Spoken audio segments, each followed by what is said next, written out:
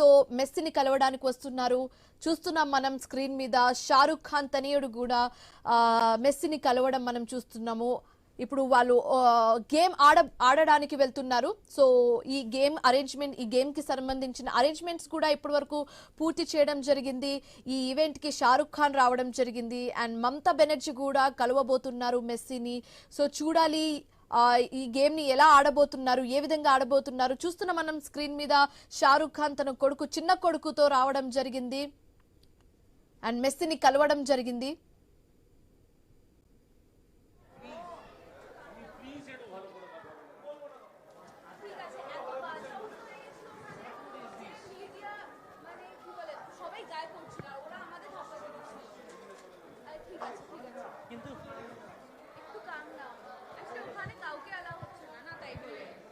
Great achievement.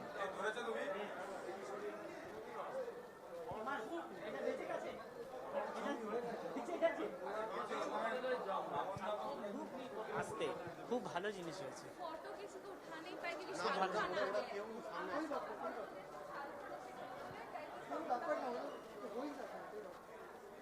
হ্যাঁ আমরা streaming করছি হ্যাঁ আমরা স্ট্রিমিং করছি।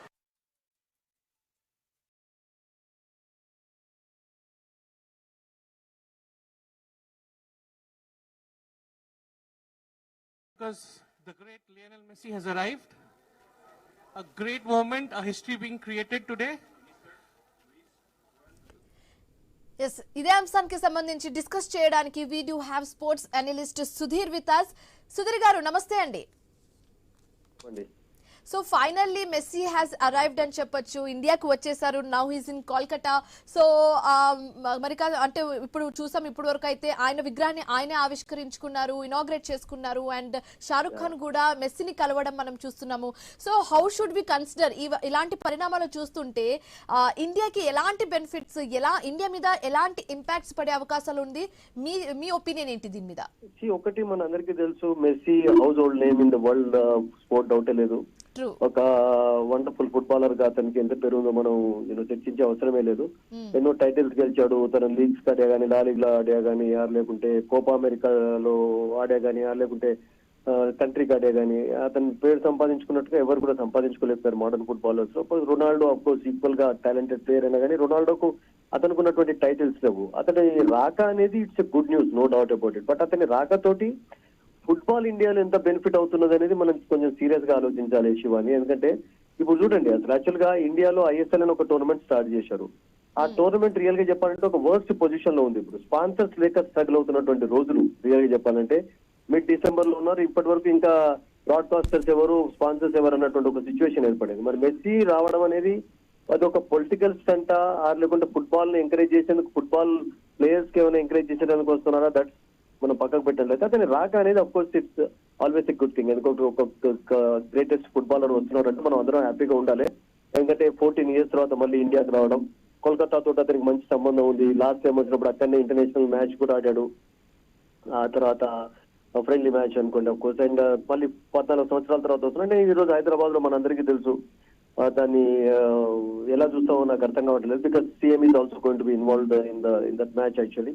బట్ అతని రాక అనేది నాకేమనిపిస్తుంది అంటే ఫుట్బాల్ ను డెవలప్ చేయడానికి ఫుట్బాలర్స్ కి ఏదన్నా సహాయం దొరుకుతుందా అతన్ని అంటే దాని విషయంలో కొంచెం చాలా మనం సీరియస్ గా ఆలోచించాలి. ఫుట్బాల్ ప్లేయర్స్ అందరికి అండ్ అలాగే ఫుట్బాల్ ఆడియన్స్ అందరికి ఇది ఒక బూస్టప్ గా అని చెప్పొచ్చా సుధీర్ గారు?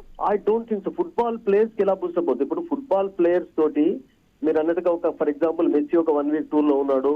అది ఇప్పుడు మీరు చూడండి, ఇప్పుడు ఫెడరర్ కు ఒక కోచింగ్ అది ఉంది అనంతపూర్ లో ఉంటే వచ్చినప్పుడల్లా ఏదైనా సంథింగ్ కోచింగ్ ఇస్తుంటారు. ఇప్పుడు ఫర్ ఎగ్జాంపుల్ మీరు వివ్ రిచర్డ్స్ తీసుకొని వస్తున్నారు ఇండియాకు క్రికెటర్ గా అంటే ఎవరికైనా ఉపయోగపడుతుందా అతని రాక అనేది?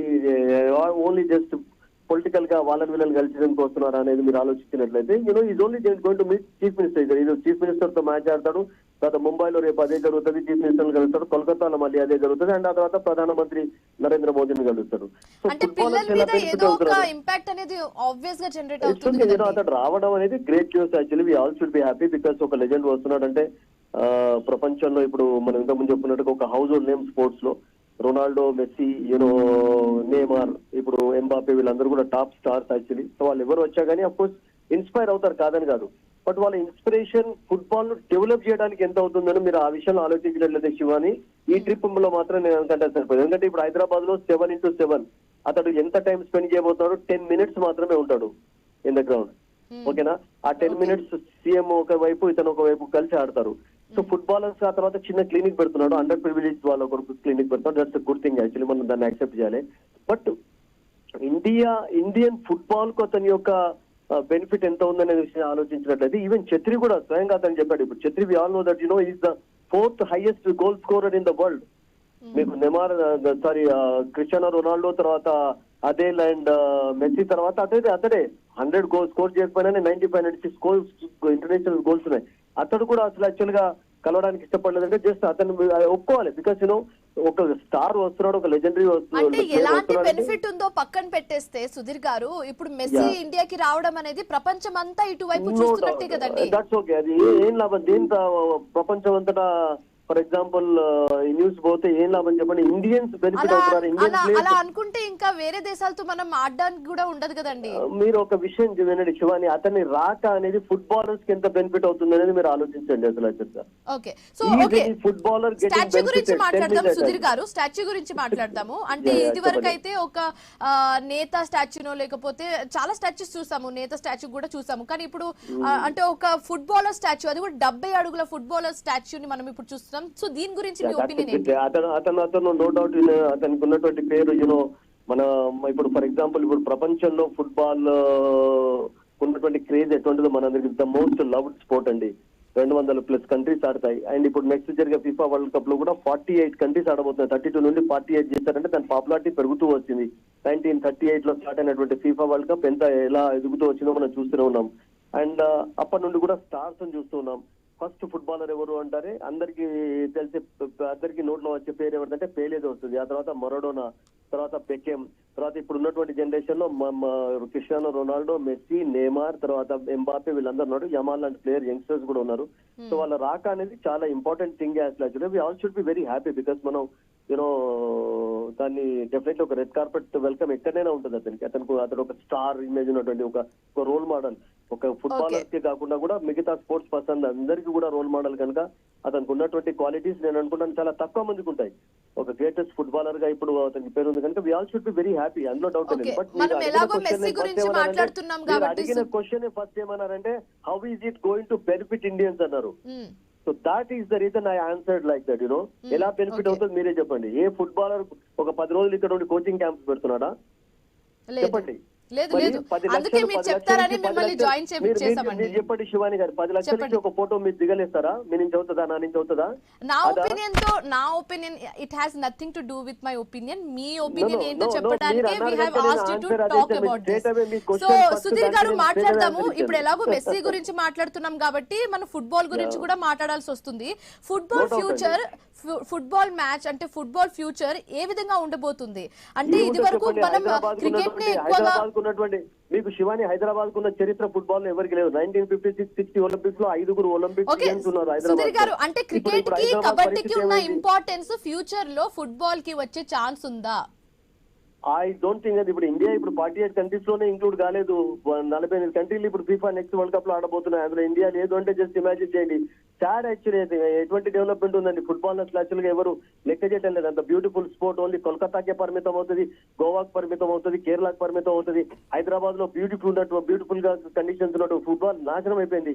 ఎవరు ఆడటం లేదు అసలు యాక్చువల్ గా అటువంటి పరిస్థితి ఉంది ఫుట్బాల్ ది. మీరు రియల్ గా చెప్పాలంటే ఇండియా 48 టీమ్స్ లేదు అంటే ఏషియా నుండి జస్ట్ ఇమాజిన్ చేయండి ఎటువంటి పరిస్థితి. ఛత్రి లాంటి వాళ్ళు, మీకు బూటియా లాంటి వాళ్ళు ఎంత కాంట్రిబ్యూషన్ ఇచ్చా కానీ పాపం ఆ లెవెల్ కు వెళ్ళలేకపోతుంది. దానికి ఎన్నో కారణాలు ఉన్నాయి. ఇప్పుడు ఐఎస్ఆర్ లాంటి ఒక ఇంపార్టెంట్ టోర్నమెంట్ అసలు యాక్చువల్ గా దానికి స్పాన్సర్ దొరకటం లేదు. 100 కోట్లు పెట్టి మనం పిలిపించుకుంటాం కానీ ఒక 10 కోట్లు ఇచ్చి టోర్నమెంట్ నడిపే సిచ్యువేషన్ లేదు ఇప్పుడు. అటువంటి స్థితిలో ఉన్నాయి కొన్ని స్పోర్ట్స్. ఫుట్బాల్ ఎంత బ్యూటిఫుల్ గా నేను చెప్పే అవసరం లేదు, మీరు చెప్పే అవసరం లేదు. బట్ దాని సిచ్యువేషన్ అట్లా ఉంది. నేనండి అవును, అండ్ చాలా మేబీ చాలా రీజన్స్ ఉండుంటాయి. So thank you so much Sudheer garu, మీ ఒపీనియన్స్ మాకు తెలియజేసినందుకు.